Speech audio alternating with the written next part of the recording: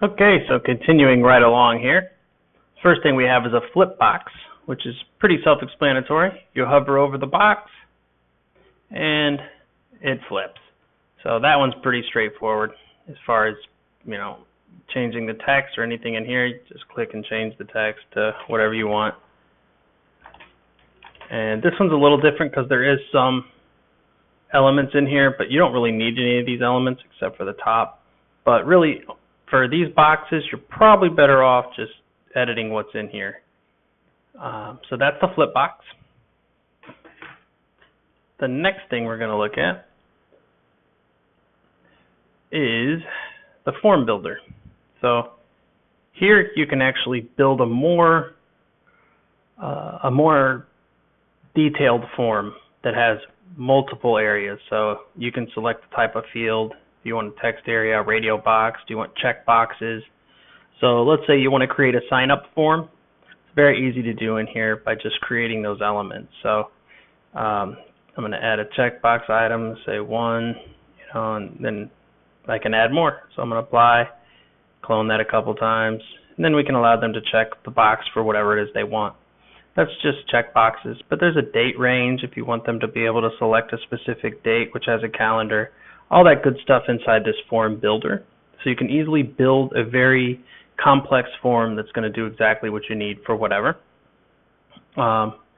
This is for an actual photo gallery, which is kind of nice because you can just duplicate this and create a gallery and open this with the jog wheel and change every single image to whatever you want. So whoops. So I'm just going to insert a different image there, and again, they're based on being able to click on them and make them larger, but that's a nice little easy way to create a photo gallery. So Google Maps, pretty self-explanatory. Create the Google map, just drag it over to the page. It's not going to load until you add some other things to the Google map. So what I actually recommend for people is to use the OpenStreetMap, which is at the very bottom here. So if you go to OpenStreetMap, where's that at?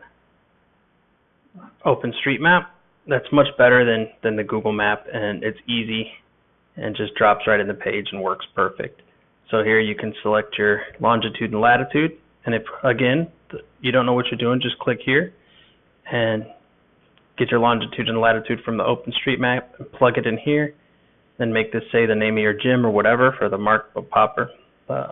pop-up, and done. So OpenStreetMap is very nice. Other than that, we have headings.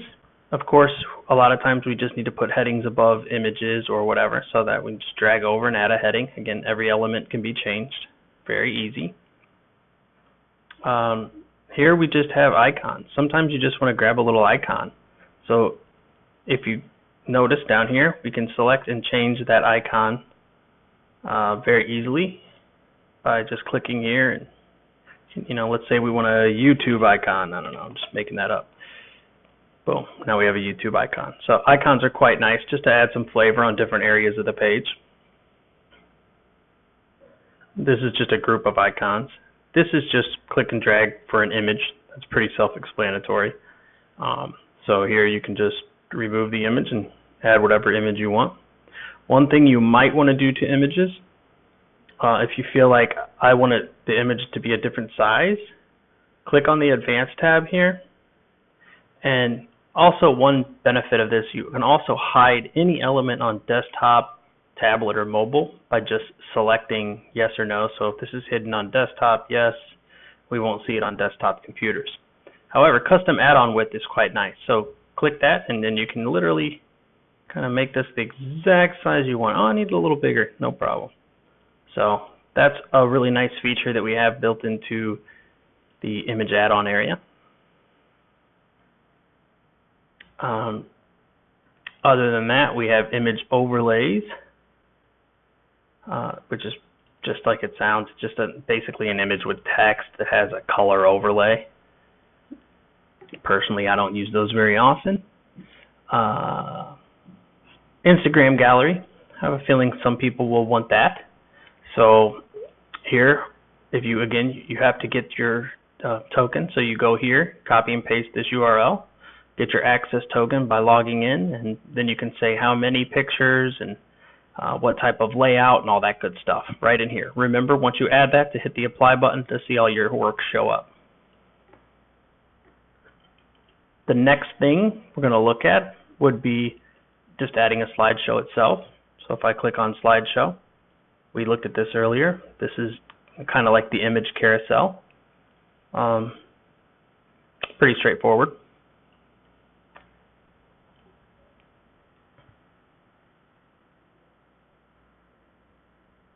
Modal pop-up. So sometimes you just want a little button text that's going to pop up if they click it. So you say, click here for more details. When they click on that, then you see this window that has a pop-up. Again, I don't use that one very often, but someone might find a great use for that. Price list, we already went over that in the blocks. But if you drag over the price list, this is actually more like for a menu for a restaurant, this layout, as opposed to the other one that shows like probably more of a layout for a gym. However, it's whatever you choose. So we have multiple layouts for pricing. Go ahead and add that row back. Now we're going to look at person, which is kind of nice. This is just literally just a highlight an individual. So you can put multiple of these across. And we also have the link for their Facebook, Twitter, Google+, which Google+ is not around anymore, so clearly you're not going to want that one.